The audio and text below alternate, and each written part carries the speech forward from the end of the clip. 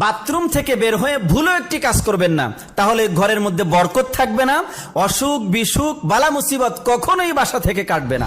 আমরা এই ভুলটা প্রায় প্রত্যেকটা পরিবারেই করি, কারণ আমরা এখন আধুনিক হওয়ার কারণে আমাদের প্রত্যেকের বেডরুমের সাথে ড্রয়িং রুমের সাথে এক একটা করে টয়লেট বা বাথরুম রয়েছে। এই ভুলটি, টয়লেট আর বাথরুম ঘরের মধ্যে রাখাতে কোনো দোষ নেই, কিন্তু টয়লেট আর বাথরুম ব্যবহার করার ক্ষেত্রে একটি মাত্র ভুলের কারণে আমাদের সংসার থেকে বরকত উঠে গিয়েছে।